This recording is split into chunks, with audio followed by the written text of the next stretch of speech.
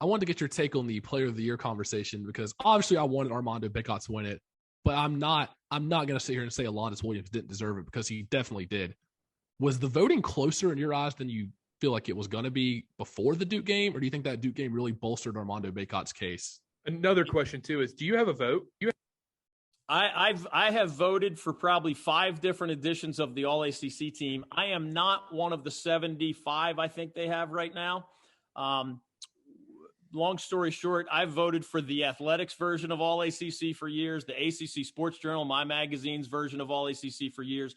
And then I was a voter in the official voting probably, 25 of the last 30 years when it was run by, it used to be called the Atlantic Coast Sports Media Association, which still exists, but they used to run it. So it was a media-driven official team, not just my magazine or my website, but the official team was generated through the media, and I was a part of that for more than 2 decades. So I am not one of the current official voters, but of course I made my own ballot. I actually talked a lot about Armando's case.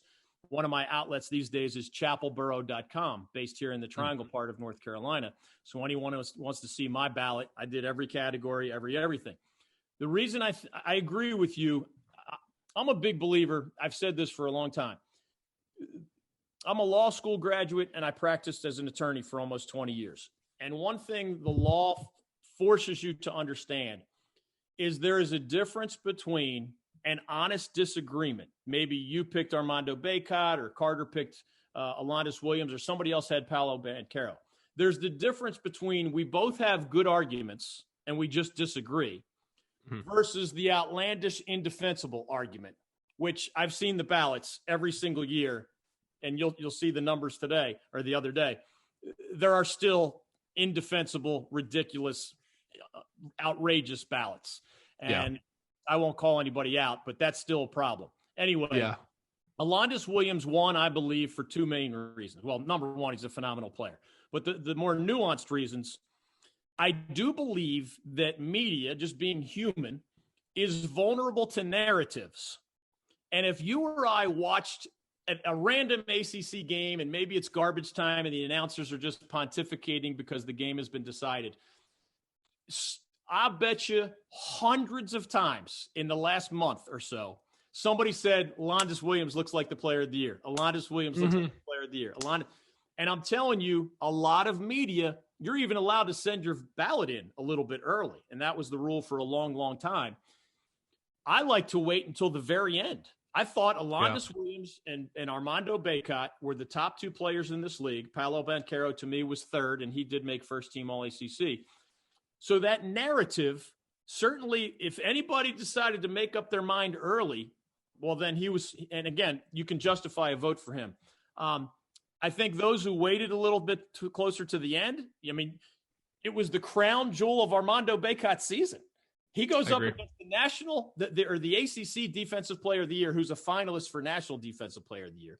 And I know he wasn't only guarded by Mark Williams, but to go 10 for 11 and put up 20-plus points in that environment against that team, against that player, Mark Williams, is insane. Like, that's not just part of your resume if you want to be the ACC Player of the Year. That's top of the list. Line on your resume, along with, I think it's 5 of the other 6 players in the history of the ACC who led the league in rebounding and field goal percentage and double-doubles, which Bacot did.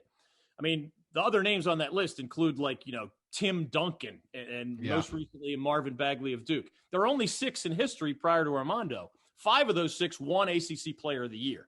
So it shows you the unusual nature of that. So the narrative helped Alondes. He's an amazing player. But then the final piece is he still has a chance to become the only player in ACC history to lead it in points per game and assists per game. And when you can make that the top line on your resume, remember, to be the ACC scoring champion, they don't stop that at the end of the regular season. Your ballot is due at the end of the regular season. But Alondes Williams still has a chance, based on what he does in the ACC and NCAA tournament, to leapfrog Buddy Boeheim of Syracuse, who is exactly 1 point ahead of him. The NCAA started keeping track of assists in the 1970s. So this is a 50-year period, roughly. Nobody has ever led the Atlantic Coast Conference in both points per game and assists per game. He's locked up assists per game, and he's this close to locking up points per game. I think when any voter, I mean, not just any, all voters should, of course, put significant weight on that, because if he finishes it off, he is doing something truly unprecedented in the history of a pretty amazing conference. What I was going to say on that, too, is I texted Connor about this. Alondes Williams, he turned that Wake Forest program around. I mean, obviously, Steve Forbes is a phenomenal coach. Jake LaRavia has been playing out of his mind as well. Other guys, David Williamson's playing well, too. But the roster around Alondes Williams is not as good as Bacot's, in my opinion.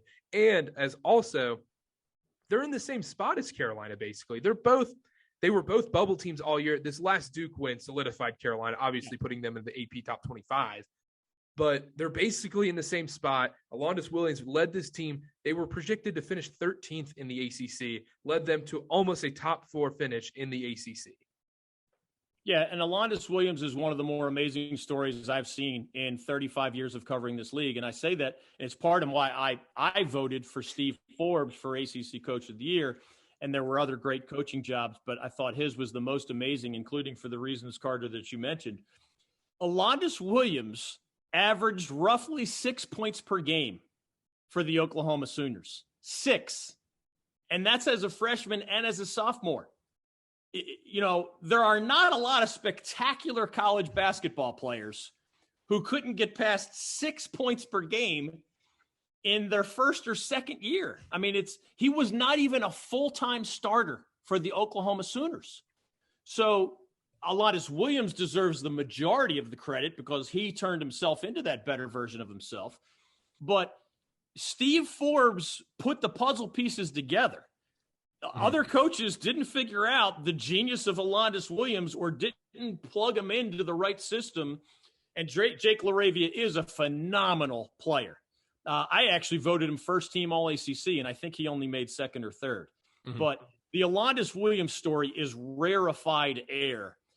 And I'd be willing to bet you, if you looked up every ACC player of the year going back a long, long time, you're not going to see many who failed to average more than 6 points per game through the majority of their college career.